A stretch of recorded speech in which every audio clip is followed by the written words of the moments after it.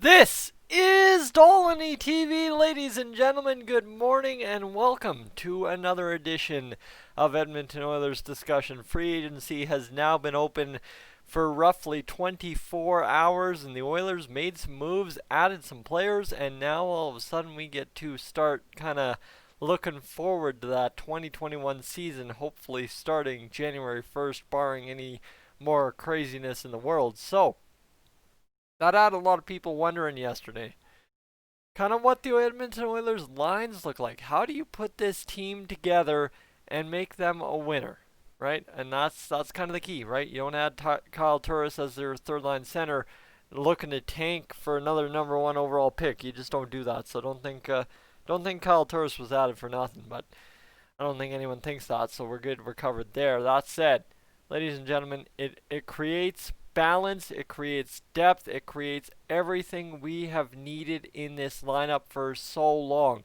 And don't forget, by via of signing Jesse Puljujärvi, we get pretty much another free agent signing. The best player by all standards, according to everybody that followed the Liga last year, in Jesse Puljujärvi. So, that is good news for us as well.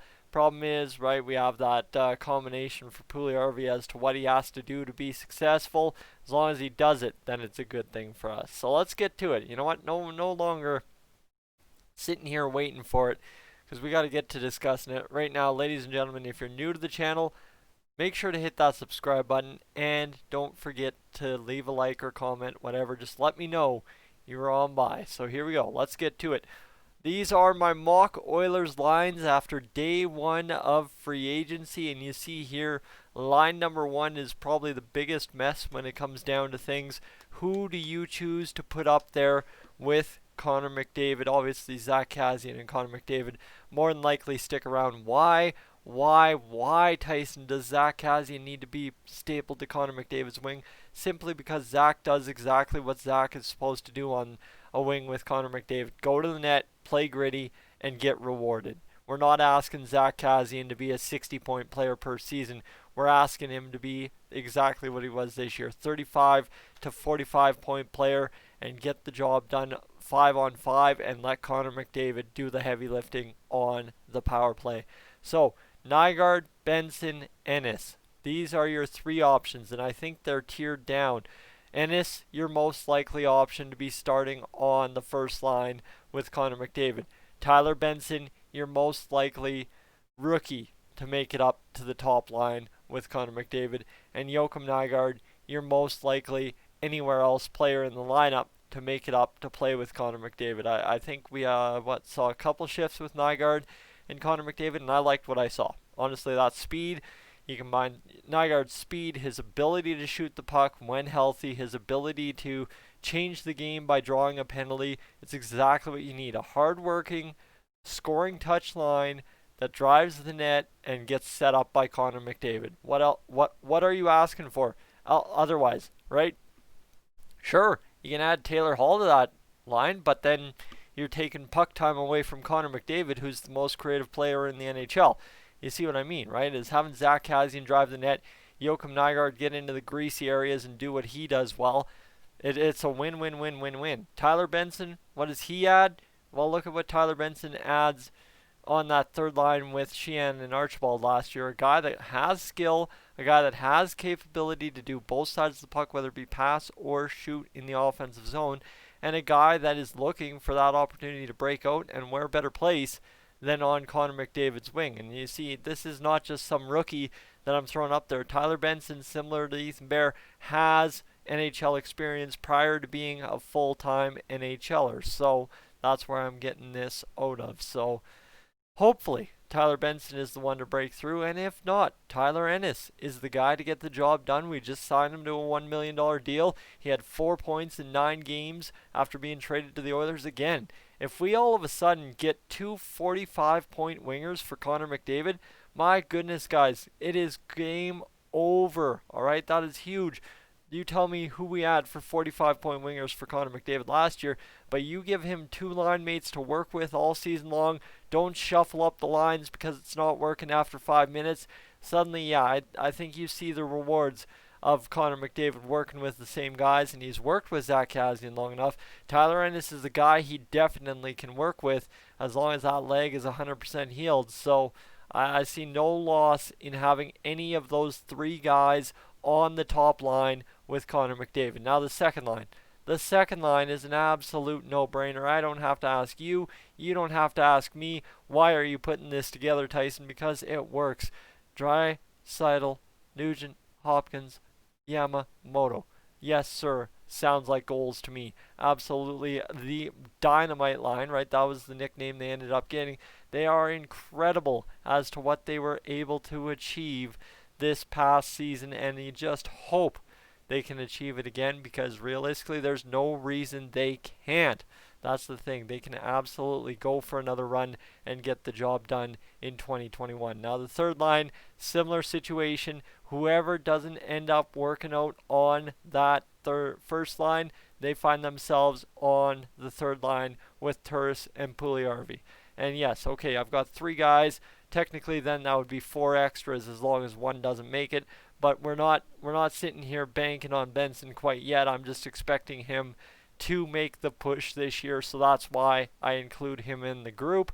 I'd like to see him on that third line, but so would I like to see Nygaard and Ennis, because both and all three of those guys can contribute something great to guys like Turris and Puljujarvi, right? Nygaard on a line with Turris and Puljujarvi, same thing as on the top line. Draws penalties, but he can get to the greasy areas. Turris can pass the puck, and Puljujarvi can shoot the puck. Bingo. Benson, you saw what he did with two grinders in Sheehan and Archibald. You'd like to see what he could do with a guy like Kyle Turris and a guy like Jesse Puljujarvi. I really think that would work. And Tyler Benson is a guy who is not afraid to pass the puck. So, hey, play back into Tyson's mock lines situation here about Jesse Puljujarvi. Shoot the puck, shoot the puck, shoot the puck, and yes, it all of a sudden works very well. The fourth line, look at that fourth line. That fourth line is gorgeous. We not only get one, but two right-hand shot centermen in the lineup. Neal, Haas, and Archibald. That sounds like a grinded out, gutted out fourth line, and that is exactly what you want. When you've got first through third line depth, like the Oilers do with these mock lines, and then you add in Neal, Haas, and Archibald, and you saw what a third line or a fourth line of Neal, Kara, and Chiasson did. That'd be exactly what this line would be doing for the Edmonton Oilers. Going out there, grinding the other opponents down for 10 to 12 minutes a night, and just shutting the game down. And that's what you want to see, because they shut the game down, they're going to score some goals. That's what their abilities are, right? Neal's a goal scorer. Haas is a guy that can get to the net, can score a couple goals, get in front of the net, deflect a puck. He's really good at that. And Josh Archibald, we've seen him score goals as well. I don't know who ends up setting up the playmaking on that line, but if Gaetan Haas figures out one thing in Switzerland, it might need to be playmaking and setting up a guy like, well, James Neal, and a guy like Josh Archibald. That would be my fourth line right there. So that's your top four lines for the Edmonton Oilers. Then you have a decision to make on your extras. One of three of these guys probably won't be an Oiler come January 1st, and I would expect it either to be Kara or Chiasson, just based on contracts. Patrick Russell, really great contract to have for an extra guy that can just go in there and maybe score his first career goal for you. But Patrick Russell, Jujhar Khaira, Alex Chiasson, as I look at it now, your current extras. And yes, why is Chiasson an extra over a guy like, I don't know, Nygaard, Benson, Ennis?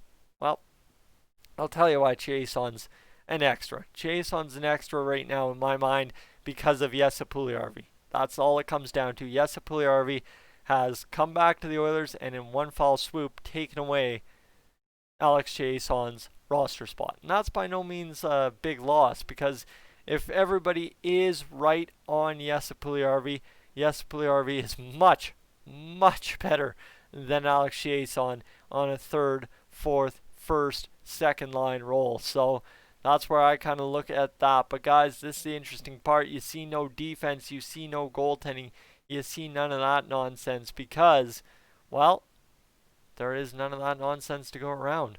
Because, yeah, you just don't have answers there yet after day one of NHL free agency. Guys, I'm Tyson, this Dolynny TV. I will catch you in the next one.